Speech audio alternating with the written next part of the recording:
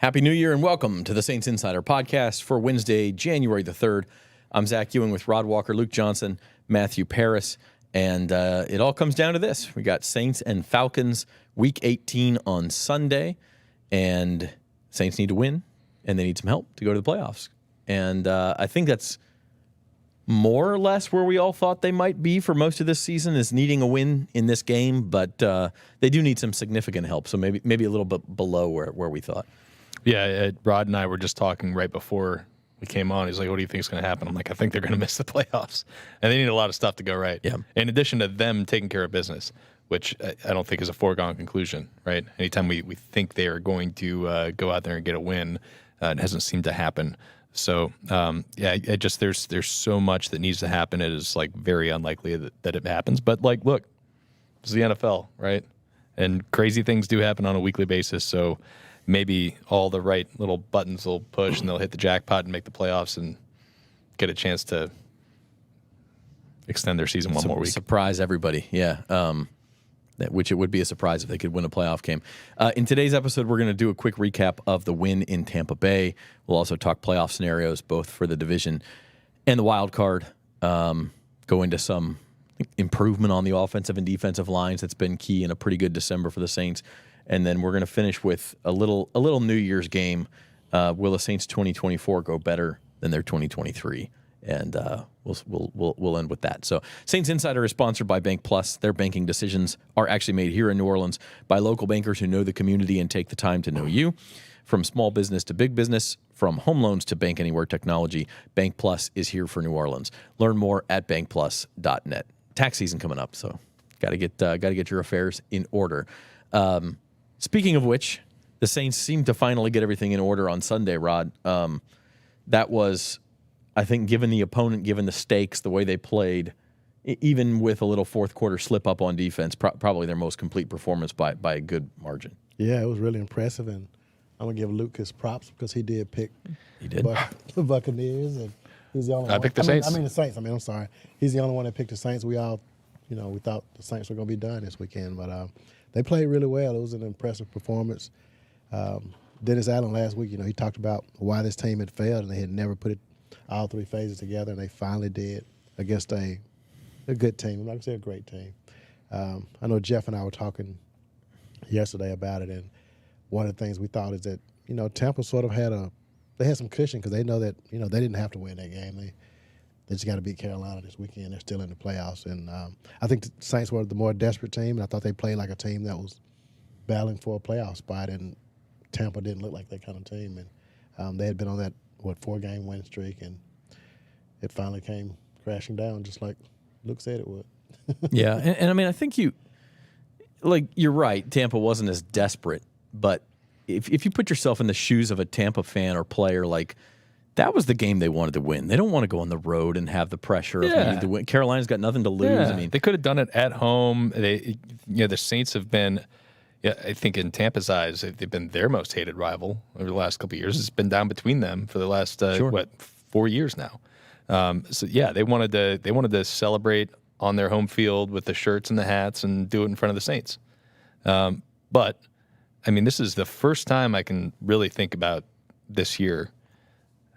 And it's always with the caveat, maybe with the exception of the Patriots game, but that where they just completely came out and physically dominated the game, and that was against a Tampa team that has been a very physical team this year, and that physically dominated the Saints back in Week 4. So they came out and punched them in the mouth, and it's like the style of football that they played throughout their stretch of really good seasons from 17 to 21. Or 17 to 20, rather. And it's really the first time this year that we've seen him play that kind of football. That opening drive, 14 plays, 73 yards, first touchdown drive in the opening drive of the season, 8 minutes off the clock. I mean, they came out and established a tone right away. And then defense comes out and makes Tampa go 3 and out on their first possession. So it was that's exactly the type of football that Dennis Allen has been wanting out of his team for, like you go back to his opening press conference. We want to be more physical than our opponent. And they finally did it this week. Yeah, and Matt, a lot of those kind of the key downs that the Saints were failing on, they were good on third down. Okay in the red zone, I guess. They settled for a couple field goals, but at that point they had control of the game. So they were just better in all the areas that we've been saying they have to be better in. Yeah, it was a complete performance. I think it's telling that, this week Baker Mayfield is dealing with a ribs injury. He didn't practice Wednesday. They went through a walkthrough, but for him to be banged up, I think shows kind of the wear and tear that the Saints had on that game, and that's a position that the Saints have been in. Thinking to the last Falcons game, it was Carr who was dealing with a rib injury afterwards. So, if you can leave that physical effect on your opponent, then that's shows kind of how you dominated the game, at least physically. Yeah, and that's another reason the Bucs wanted to win that game. They could have rested Baker Mayfield this week and anybody else who was a little banged up. Would have been essentially a bye week for them, and they're not able to do that. So let's transition into the division scenario for the Saints to make the playoffs. It's pretty simple. They have to win. They need an upset from Carolina. But Carolina played the Bucs tough in Tampa Bay. They beat the Falcons a couple weeks ago. They played the Packers tough. This is not a team they're 2-14, but they're you can't expect them to win. They haven't also rolled over, right? Yeah, these division games up. We've seen it.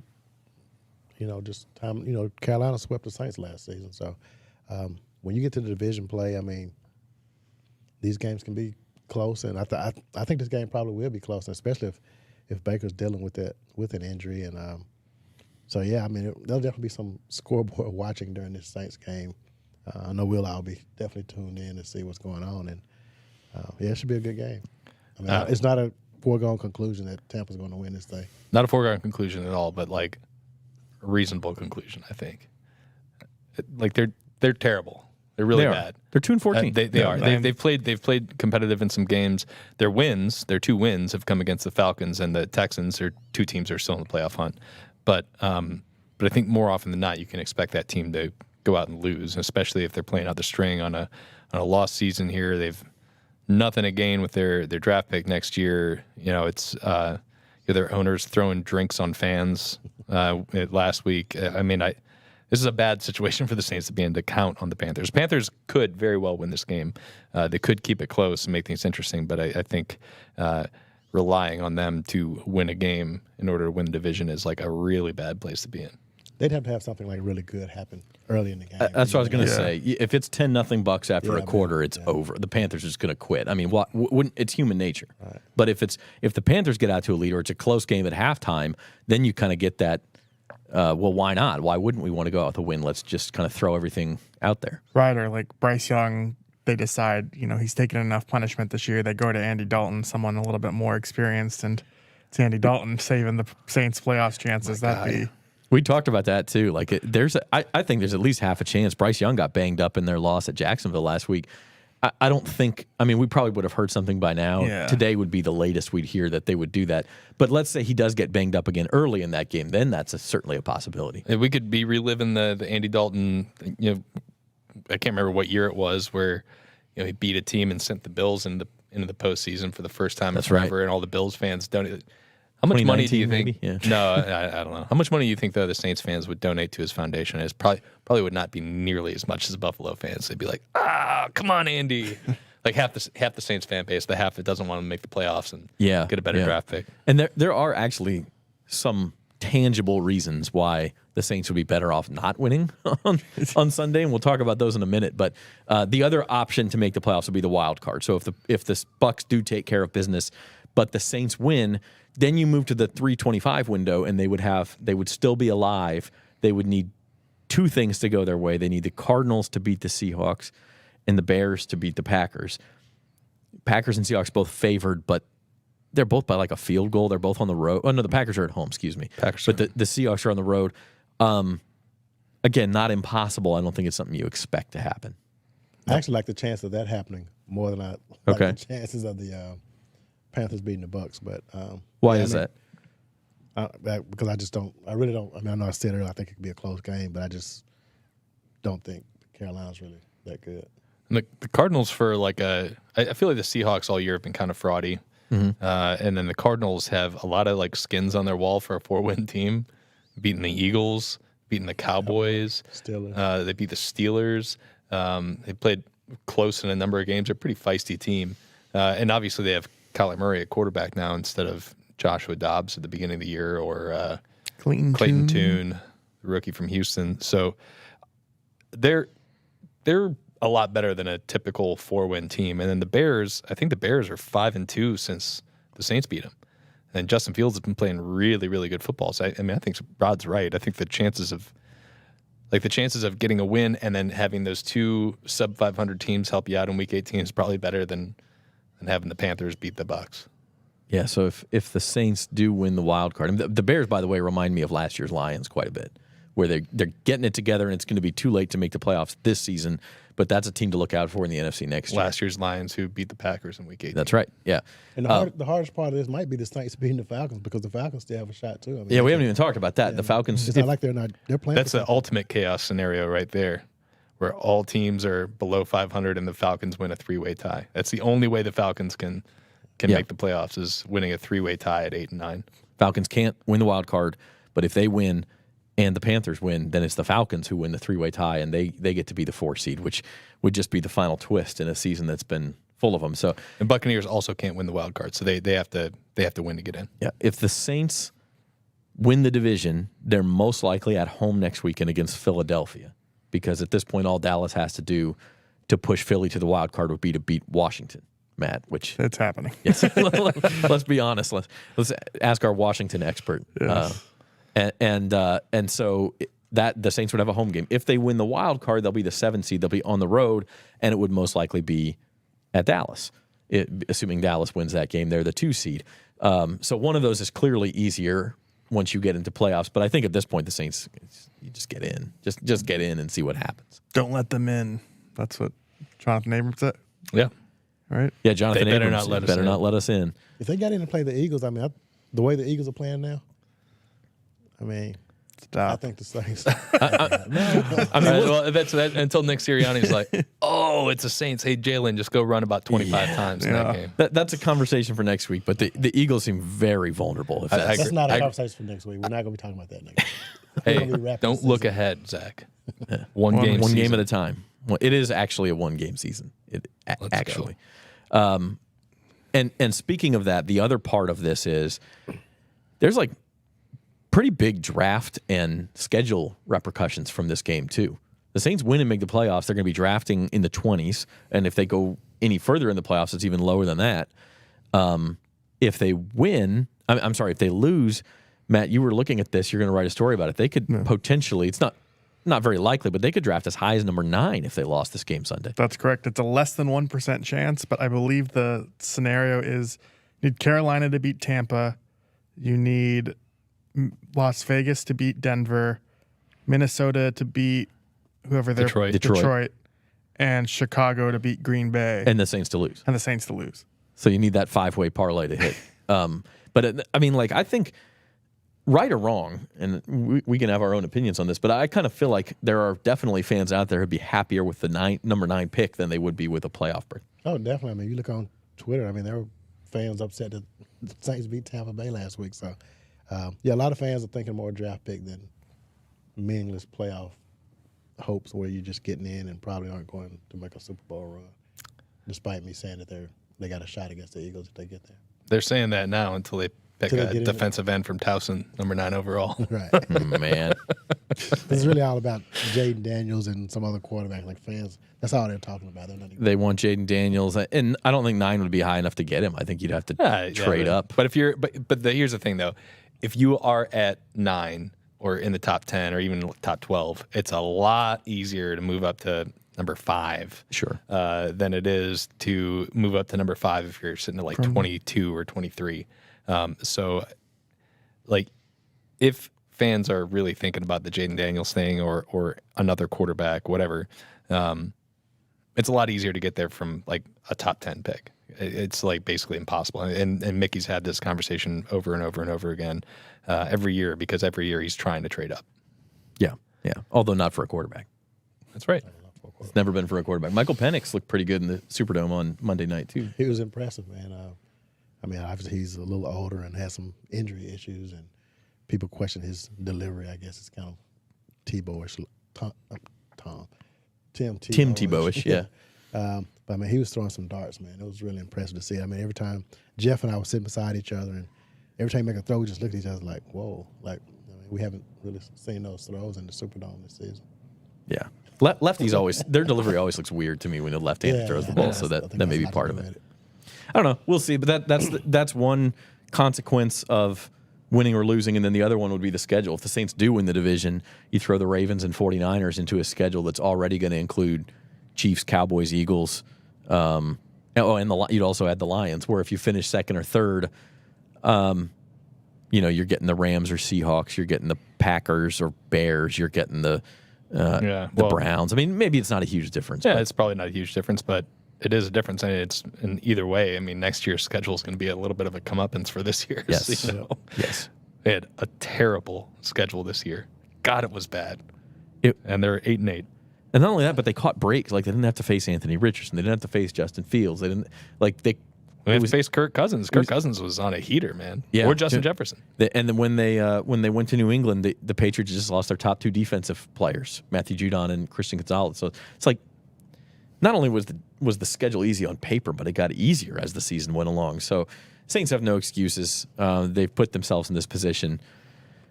But they have won 3 out of 4. And we'll transition here into a little bit of talk about the team. One thing in this little stretch of hot play has been improvement, I think, on the offensive and defensive lines. First, on the offensive side, like, this group of players just should not really strike fear in anybody's heart, but they are at least holding their own, I think, in these games. You talking about the offensive line specific? Line. Yeah. I think they've been playing much better just generally in the second half of the season. I mean, they were atrocious for the first 8 weeks. I mean, Derek Carr his sack numbers were way up there. The defensive pressure numbers are way up there. They're running the ball better now. It's still not great, but like their running numbers in the first 8-9 weeks of the season were awful. It looked like they were going to have to do just like major reconstruction on that line. Still going to require some attention this offseason, I think. They've got at least one starter who is not under contract for next year, and that's Andres Pete. And who knows what's going to happen with Ryan Ramczyk? Who knows what's going to happen with Trevor Penning? I mean, he'll be on the team next year, but what's the vision for him? But all that being said, I think they're playing much better lately. I think Derek Carr was only sacked once against Tampa, and it was really he didn't throw the ball away fast enough. Like, he's trying to throw the ball away and run out of bounds. He ran out of bounds first. I think just generally speaking, they've done a much better job in protection. They've opened up some lanes in the running attack, and you've seen them actually be able to use their complement of skill position players, which is their strength in this offense. So it didn't really work out against the Rams, but you like to see them do the things they've done against the other 3 teams they've beaten. Yeah, Matt, we've seen this uptick in Derek Carr's numbers and Chris Olave's numbers and the tight ends numbers, and coincides with better protection. Yeah, no, it is. And I thought the Tampa game specifically, they really handled all the pressures that Tampa sent their way. I mean, they were really getting after it and trying to send multiple guys. And they didn't really have any, in the Rams game, that they kind of had some breakdowns where, Aaron Donald would be double teamed and then that would free up a lane for the other rusher. It seemed like everyone was coordinated and on the same page. And I think that's become kind of more commonplace in this 3 or 4 stretch. I mean, even going to the Giants game too, their pass protection was pretty good. So I think you do have to hand it to them. When you talk about that line, I don't know if we've really given Andres Pete his credit for this season, but him making that transition from guard to tackle, I mean, I think he handled it well. And, he was like the most scrutinized player on his team. I mean, fans hated him all, I think he's done well. Yeah, because if that move doesn't work out, right, like, you've got a disaster on your hands. Yeah, well, I mean, you could probably just go before Pete and after Pete. Their offensive numbers generally are probably much better. Just like talking yards per game, because they haven't had near as much negative plays. The thing we'll have to see with this week, though, is whether Landon Young plays at all. He was dealing with a knee injury. He was filling in pretty solid for Ramczyk, and Cam Irving, I think, was one of the lower-rated offensive linemen from Pro Football Focus this past week. So we'll see if Irving has to play how he does well. But Cesar Reeves was talking about kind of the chemistry he has with Irving. They sit next to each other in meeting rooms, and it seems like they have like at least a good relationship which maybe help, if you need just a must-win game and has to hold up on that right side of the line. Yeah. And on the defensive side of the ball, like, the pass rush has been a little bit better. Zach Bond has gotten active back there. The one thing, if you think back to the first Falcons game, though, and people remember the pick six and the Taysom Hill fumble and, different General things. failures in the red zone. Yeah, the red zone disaster. The end of that game, the Saints still had a chance, and they just could not get off the field against the Falcons. I mean, they knew Atlanta was going to run the ball. Atlanta knew they were going to run the ball. Everybody knew they were going to run the ball, and they were still getting 5 and 6 yard chunks and just drained the clock, got a late field goal, and basically ended the game because the Saints defense, particularly on the line, could not stop the run. So that's got to be better this week. But I don't know that we've seen any sign that it can be. Pretty good stopping the run Sunday, but Atlanta's a better running team. Atlanta's got like 3 straight 200-yard rushing games against the Saints. That scheme works really well against the Saints' defensive scheme, I think. And then, you're right. Like Atlanta basically iced that game with, I think it was 9 straight run plays. Saints were powerless against it. So, if I was Arthur Smith, I'd go into this game looking to run the ball about 45 times, right? Because what are they going to do to stop it? Can they stop it? Saints just lost a linebacker for the season. Nephi Sewell has been playing pretty well. I think, it's the clear way to attack this team, even if they've been marginally better against the run lately. So I think the way the Saints have to combat that is to do what they did against Tampa. Like they have to start fast offensively in this game. They have to get out to a lead, because if they let Atlanta stick around and keep it close and turn to that run game, they're kind of screwed. But if they put the game in Taylor Heineke's hands, or if Desmond Ridder comes in and they put the game in his hands, they have to feel pretty good about it. You said they have to start fast, and we haven't seen it, the practice report today, but we don't even know if they're going to have Alvin Kamara this week. Yeah, and that's exactly where I was going next. And we'll have a full preview of the Falcons game in Friday's Saints Insider podcast. But Alvin Kamara, ankle injury.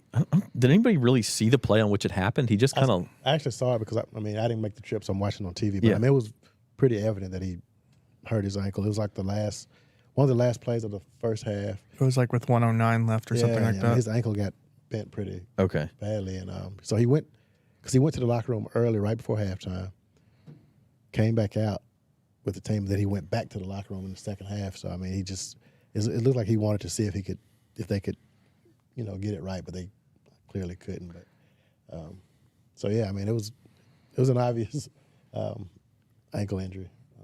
Yeah, I'm not sure how.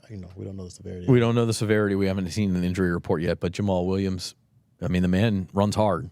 I think the bigger issue for the Saints is not who's going to get the majority of the carries, but it's that depth situation at running back. Once you get past, Jamal's not going to get 30 carries in this game, so who's going to get the rest of them? I know what Luke's going to say here. Taysom Hill.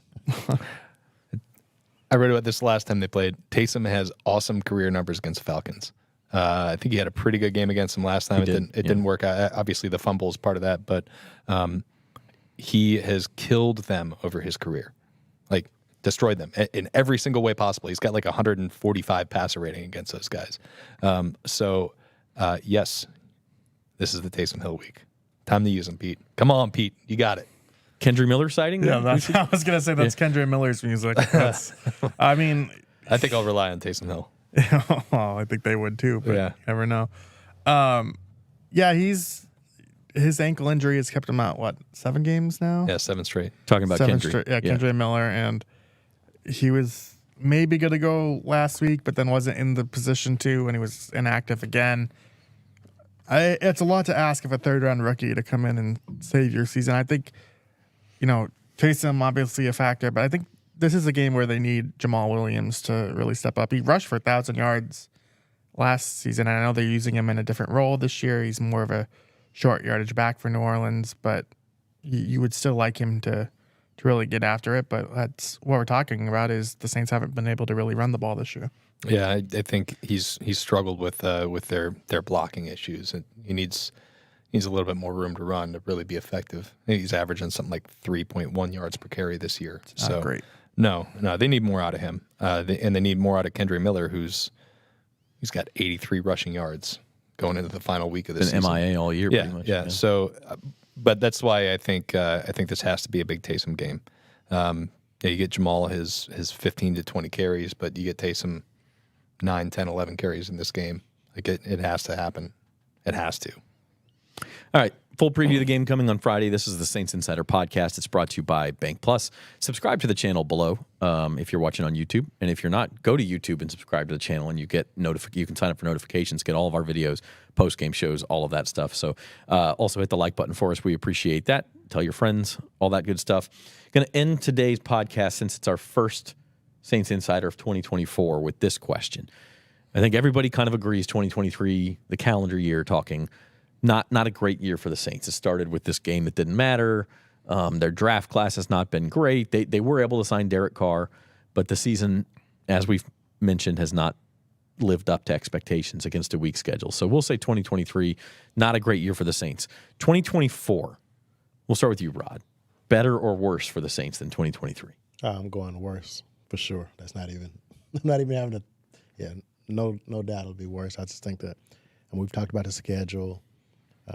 I don't see anything that makes me think it could be better. I mean, what could they do that you say, okay, yeah, this is going to be better than this season with the schedule being as tough as it's going to be next year? I mean, they didn't do anything with this light schedule, so I just don't see it. Yeah, and the only thing I'll say is the power of expectations. Like, a lot of people would say the Buccaneers had a better 2023 than they did 2022, even if they don't make the playoffs, because the expectations were low. So maybe lower expectations and people will be pleasantly surprised, but I don't know. No. Look, they have a really daunting task. The schedule gets better. Their roster is getting older. They have significant salary cap problems, which are made more difficult by the fact that their roster is getting older. So they're going to have to push money back for those guys. They don't know if the right tackle is going to play football next year. I mean, I think the only thing that you could say you feel you could inject a little bit of optimism in here is if you could convince somebody, a smart offensive football mind, to come in and reshape what this team does offensively. And maybe you could still be as competitive as they were this year if they are taking a step ahead offensively. But they've got so many problems, so many roadblocks in their way right now. I mean, they'd have to really like nail the draft class and get like 4 big contributors, because they're going to be they got guys who are on the way. They're sliding back, and they're not going to be as good next year. And you know, it just doesn't look good. I don't think they're going to be as good next year. I would agree, but I also think we're in kind of for more of the same with, you know, them rolling back the cap the way they do. They've already reshaped, pushed Marshawn Lattimore's money today. They converted, I think, almost $14 million of his base salary into an option, kind of starting getting ahead on the cap early. But, you know, if you bring back most of the same guys, I know they're getting worse and are facing a tougher schedule, but this is a group that I think can produce 7 to 9 wins every year as long as they stay healthy-ish and kind of perform at around the same level. So I would say 7 to 9 wins is kind of the range where the Saints are at right now, and I think that's kind of, you know, where they'll be next year, barring drastic improvement. It's absolute no man's land in the NFL. I am personally just looking forward to Matt getting to watch the Saints salary cap maneuvering unfold for the first time, like, you know, directly involved with it. I'm going to put the salary cap tracker in your hands this year, man. This is a big game for me personally. I've never covered a 9-win football team before. Oh, so wow. even if they don't make the playoffs, this would still be a... Dennis Allen has never coached a 9-win football team either as a head coach. Man. So it's a big game for him too. It's a big game on Sunday. So throwing the barbs out big 2024 ahead. It starts Sunday. We'll be back Friday the 5th with a full preview of Falcons versus Saints. But for now, we appreciate all of you watching and tuning in. Rod Walker, Luke Johnson, Matthew Paris. These guys got to get out to practice. I'm Zach Ewing. Thanks to Norman Bell, our producer. And we will see you next time on the Saints Insider.